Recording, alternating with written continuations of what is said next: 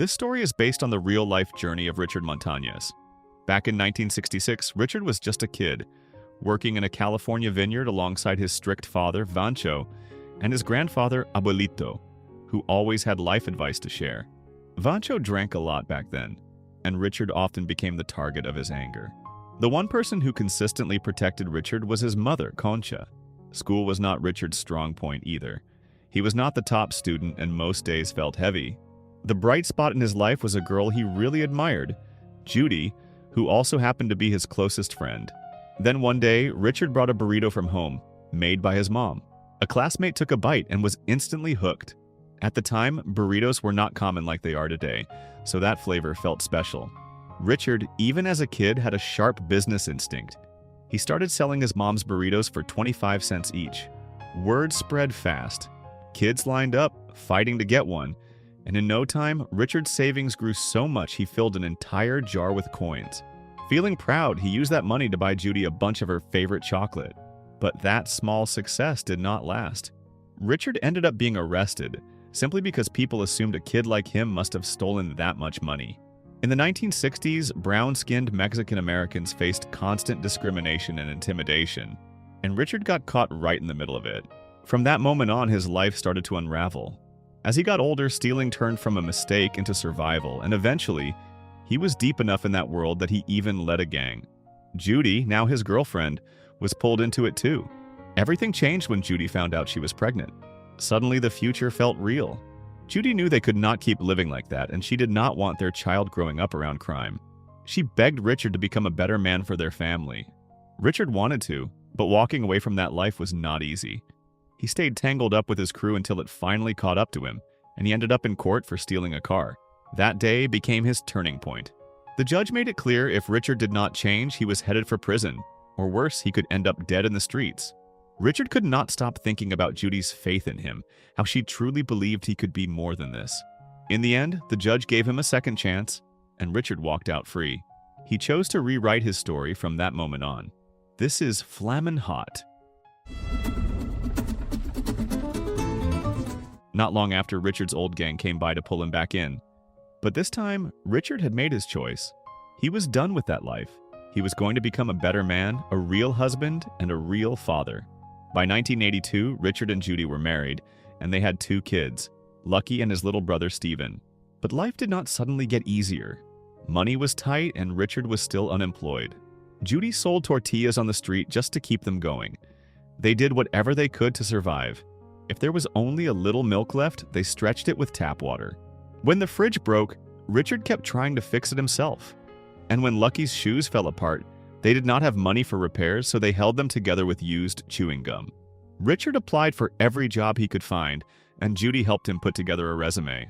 He tried everything: flower shop worker, lawn cutting, anything that would pay. But no one wanted to hire him. People took one look at him and assumed he was too rough, too intimidating, and not someone they could trust to do the job right. Eventually, Richard had to swallow his pride. To make sure his kids would not go hungry, he and Judy started eating at his parents' house. During one of those dinners, Vancho did not hold back. He lectured Richard about failing to provide for his family and even tied it to religion.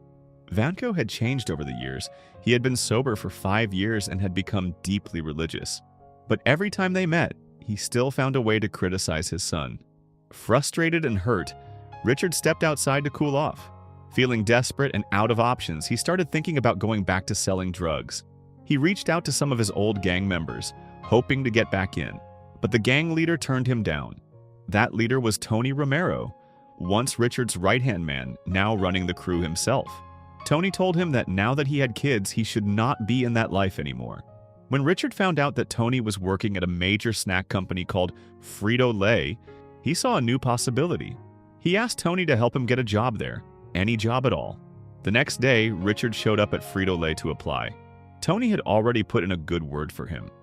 But when Richard was handed the application form, he froze. The words felt foreign. He did not even understand terms like initiative. He had never finished high school, and it showed. Embarrassed, he asked to take the form home, pretending he had something urgent to do. When he got home, Judy was excited because she had finally landed a shift job at a store. Meanwhile, Richard felt defeated. He could not even fill out a simple form, and that made him feel stupid. Judy refused to let him stay in that mindset. She reminded him that he was capable and she would help him complete the application. The position required at least a high school diploma, so Judy made a bold choice. She listed that Richard had graduated from San Bernardino High School in the class of 1971. Once the form was submitted, Richard was called in for an interview with the HR manager, Lonnie, who had already heard from Tony that Richard had a good attitude. In the end, Richard got the job. At the California plant, most of the Mexican workers were janitors, known for their discipline and hard work. Still, to Richard, it felt like a victory. After so long without work, he was finally employed. On his first day, he was in awe of the massive, high-tech chip machines. He was so fascinated that he barely focused while Lonnie explained his responsibilities.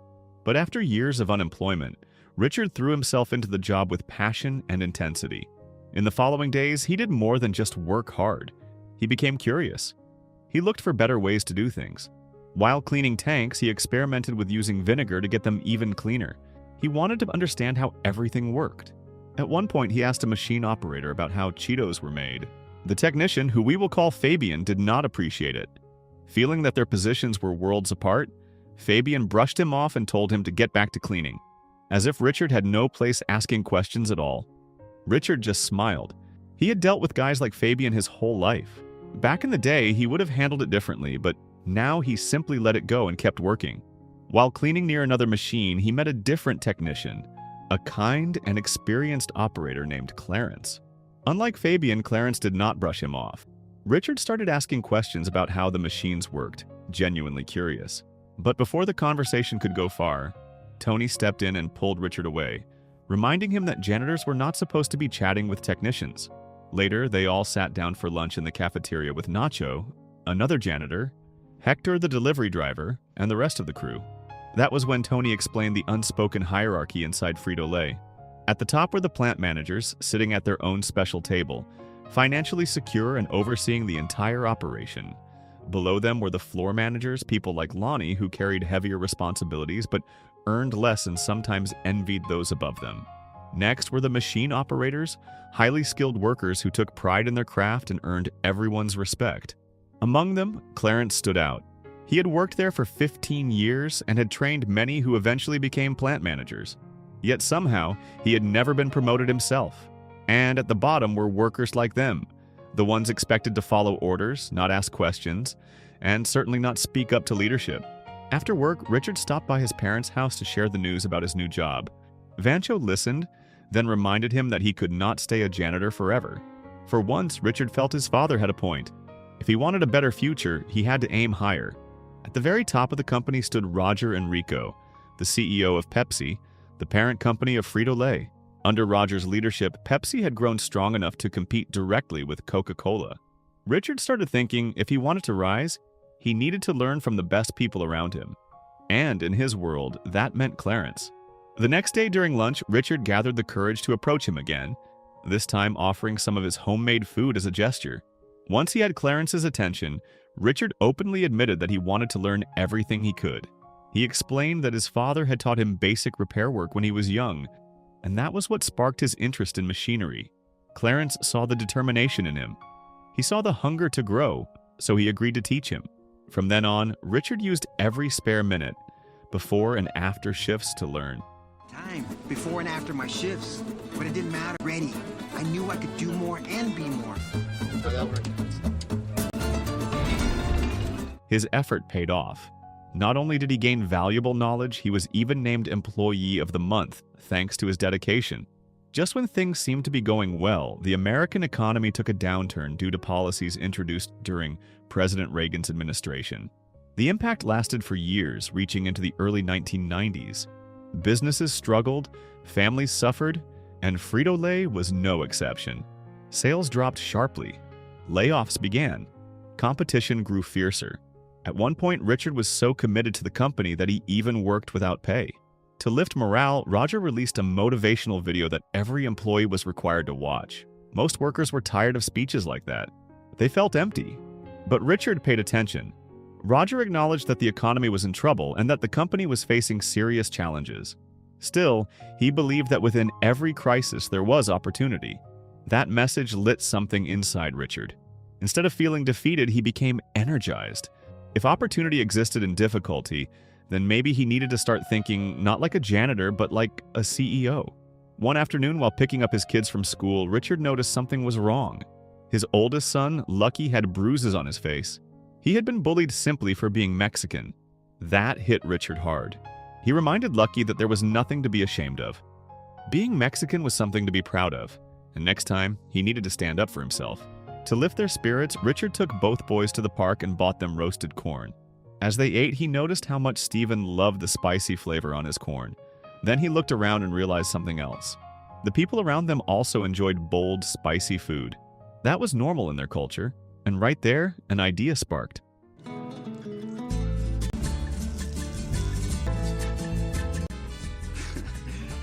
When they got home, Judy was worried about Lucky's bruises. Richard tried to reassure her, but he was already thinking about something bigger. He shared his idea with Judy. What if he created a spicy version of the company's snacks? What if that could help save everyone's jobs? Judy was not immediately thrilled. Richard was not even getting paid at that point, and they still had rent, school fees, groceries, and bills piling up. She reminded him that Vancho had a job offer for him, and maybe he needed to consider it for the sake of the family. The next day at the factory, Richard brought his spicy snack idea to Clarence. He explained that this concept needed to reach Roger, the CEO. Clarence thought it sounded unrealistic. Why would a CEO listen to a janitor? But Richard had a plan. He did not need Roger to hear a long explanation. He just needed him to taste it. If Roger tasted the right flavor, the product would sell, sales would rise, and people would not lose their jobs. Clarence saw the passion in him and agreed to help. With support from Clarence, Tony, and Nacho, Richard gathered discarded snacks, Cheetos, Doritos, Fritos, even slightly burnt popcorn that was about to be thrown away, and took them home to experiment. As they collected everything, Richard noticed Tony being picked up by old gang members. He understood why Tony was still involved in drug dealing. Tony needed extra money to pay for his mother's cancer treatment. The following morning, Richard met his father about the job offer Judy had mentioned. It turned out to be a janitor position at a church, with a promise of promotion after a year. Richard simply smiled. He declined. He believed his future was clearer at Frito-Lay. That was where he saw opportunity. And in that moment, years of buried pain finally surfaced. He spoke about the beatings he endured as a child, the constant criticism, the lack of support. His father's negative words had echoed in his mind for years, shaping his self-doubt and making it harder for him to believe in himself. Judy was upset too, especially when Vancho implied that she did not believe in Richard's future. That could not have been further from the truth. Judy had always believed in him. From that point on, she fully committed to helping Richard perfect the spicy snack recipe. They bought every kind of chili pepper they could find. No chili was left unturned. At first, they experimented with spicy dipping sauces, tasting and adjusting, acting as their own quality control team. While Richard and his family were experimenting in their kitchen, the research and development team at Frito-Lay's Midwest division was also working on a spicy flavor. Their approach relied on special chemical liquids and lab formulas. Meanwhile, Richard and his family stuck to natural Mexican ingredients, using traditional spices passed down from their ancestors. They kept making batch after batch of different sauces, but none of them felt right. So they changed tactics. They dried the chilies, ground them down, and even built a simple homemade shaker to coat the snacks evenly with dry seasoning. Finally, after countless trials, they found it. The flavor that felt bold, authentic, and unforgettable. The recipe that, in Richard's mind, could save the company. But on the very day he walked into work with renewed hope, massive layoffs were announced. Tony and Nacho were among those let go. The crisis was real, and it was getting worse. Richard knew he could not wait any longer. He approached Lonnie and insisted that he needed to present a breakthrough idea directly to Roger, a new spicy product line that could revive sales. He asked Lonnie to connect him to the CEO. Lonnie dismissed him immediately. Developing a new product, he said, required years of research and millions of dollars. It was not something created by someone like Richard. So Richard took a risk. One night, after the factory had closed, he slipped into Lonnie's office and managed to get Roger's phone number. The next day, from the janitor's room, he quietly made the call. It connected to Roger's secretary. At first, she assumed he was some executive or international partner, but Richard quickly admitted who he really was, just a janitor from the California plant. He begged her not to hang up explaining that he had an idea that could save the factory and protect people's jobs. Something about his sincerity moved her, and she transferred the call directly to Roger. Richard did not waste the opportunity. He explained that Mexican communities loved bold, spicy snacks, and that he had created a seasoning blend that worked perfectly with Frito-Lay products. Everyone who had tasted it kept asking for more. He asked for permission to send samples, believing that this new flavor could protect the company and its workers. Roger appreciated his confidence and his willingness to innovate. He also liked that Richard had actually listened to the motivational message that so many others ignored. Without caring about Richard's title, Roger agreed to try the samples. Judy quickly shipped them out. Before sending the package, Richard suggested they pray. Even though he did not consider himself religious, he felt that their journey to this moment had to mean something. When the package arrived, Roger tasted the seasoning. It was extremely spicy, almost overwhelming, but at the same time, he could not stop eating it. Soon after, the janitor's phone rang. Roger told Richard that he could not stop thinking about the initiative behind the idea.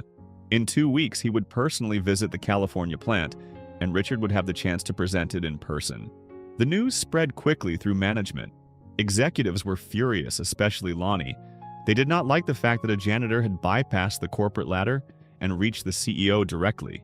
Lonnie began piling extra tasks onto Richard and blaming him for being reckless, claiming his actions could put everyone's jobs at risk. When Richard got home that night, doubt started creeping in. He wondered if he had gone too far and considered giving up on the idea altogether. But Judy would not let him quit. She reminded him that people were threatened because they could not do what he had done. She believed in his future completely. She was certain that Roger would listen, and she urged him to stop paying attention to those who tried to pull him down. After that conversation, Richard felt calmer. He realized how lucky he was to have Judy by his side. She believed in him when no one else did. The next day, Judy took him to the library so he could study business books before presenting to Roger. Richard learned new terms and concepts he had never heard before. Clarence coached him on how to speak with confidence, and Judy helped him choose clothes that would make him look sharp and professional. Seeing him dressed in a collared shirt, standing tall and ready, Judy felt proud. Richard thanked her sincerely. He knew that without her constant support, he would never have reached this point. Without Judy, he believed he would still be lost. There was just one problem. He did not know how to tie a tie. The only person they knew who could help was his father, Vancho. So Richard went to him. For the first time in his life, Vancho told his son that he was proud of him. He admitted he had not been the best father and that none of Richard's achievements were because of him. That moment meant more to Richard than he could say. When the day arrived for Roger and the executives to visit the plant, Richard was ready. He wore his suit and came prepared with his presentation materials. But once he stood in front of the room, things did not go as planned. He struggled to use the overhead projector and stumbled over the formal business language he had tried to memorize. It did not feel like him, so he stopped. He turned off the projector, turned the lights back on, and decided to speak from the heart. He explained that people were tired of the same old chip flavors. Meanwhile, Mexican communities grew up surrounded by bold, diverse tastes. He believed that his chili-flavored chips could boost sales dramatically. Richard admitted he was not a corporate man. He did not know the technical business terms, but he understood people. He understood how flavor connects to memory. To him, the spicy seasoning was not just about heat, it was about making people feel like they were tasting home. When he finished, Roger thanked him. He said Richard had given the company something important to think about. One executive, Finley, pointed out that the Midwest R&D team had already developed a spicy product. Still, Roger trusted his instinct. He wanted to move forward with Richard's original seasoning, the one created by Richard and his family. Soon after, the first batch of Cheetos Flaming Hot was produced, 5,000 cases ready to hit the market. The taste was slightly different from Judy's homemade version, but Richard was proud. His idea had become a real product. Clarence and Hector were proud of him too, but days passed and sales were disappointing. Flaming Hot was not moving off shelves. Eventually, the entire batch was pulled back. Finley suggested that the California plant might even be shut down because the spicy variant was not connecting with customers. Richard felt crushed. He blamed himself, thinking his foolish idea had made everything worse. But Clarence reminded him that he was not the same man he had been 10 years earlier. He was determined, bold, curious, and always pushing to improve. Clarence encouraged him to fight again and find a solution. That night at home, as Richard sat thinking about what to do next, the power suddenly went out. The family gathered around the table in the dark. That was when Lucky spoke up. He pointed out something simple but powerful. There had been no advertising for the new spicy Cheetos. Other products were everywhere in ads, but Flaming Hot had none. In that moment, Richard had another idea. He reached out to his old gang contacts and asked for help. If the company was not promoting the product, they would do it themselves.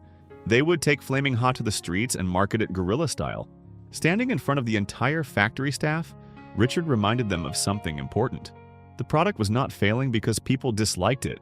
It was failing because people did not know it yet. They had never tasted it. With the plant at risk of shutting down, Richard urged everyone to fight for their jobs. They needed to get Flaming Hot Cheetos into as many hands as possible, prove that they were not failures, and show the market what this flavor could really do.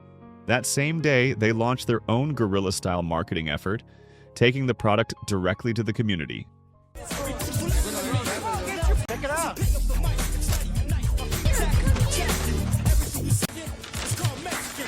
Not long after, reports started coming in.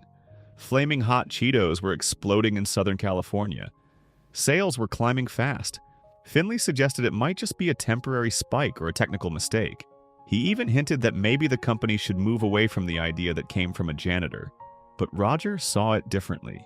He believed in investing in vision, and at that moment, Richard's vision made perfect sense. The Latino population was growing, and many of them loved bold, spicy flavors. Soon, Roger called Richard with huge news. The company needed 5 million more cases of Flaming Hot Cheetos to meet demand. Within 6 months, sales had skyrocketed. The factory returned to normal operations. Former employees like Tony and Nacho were rehired. Clarence was finally promoted to plant manager in Bakersfield after years of dedication. Richard was genuinely happy for him. At the same time, he quietly wondered if there might be a promotion waiting for him too. He had always hoped to become a machine operator like Clarence once was. Then one day, Lonnie told Richard to clean room C on the 6th floor immediately. When Richard arrived, Roger was already standing outside the room. He explained that he had just finished a meeting there, where he shared Richard's story with colleagues and clients. Richard's journey reminded Roger of his own. He had once been a boy playing near the mines, dreaming big, and somehow he had reached the top. Roger believed that smart people invest in vision, and he had decided on his next investment. He pulled down the cloth covering the door and revealed a new nameplate. Room C was no longer just a room. It was Richard's office. In one extraordinary moment, Richard went from janitor to director of multicultural marketing, responsible for expanding the company's reach to diverse communities and cultures. The entire factory already knew. Instead of jealousy, there was pride. Everyone understood that Richard had earned it. His idea and determination had saved the company during a crisis, boosted sales, and brought laid-off workers back. Richard stepped into his new office and sat in the director's chair. The first person he called was Judy, the woman who had believed in him through every setback. Now successful beyond what he once imagined, Richard reflected on a simple truth. No one is just a janitor. No one is just a waiter or a lawn worker. Every person writes their own story. Every person shapes their own destiny. So the moral of the story is never underestimate a janitor with chili powder, because today he is mopping the floor, and tomorrow he is selling 5 million cases of spicy chips, while the executives are still reading the memo.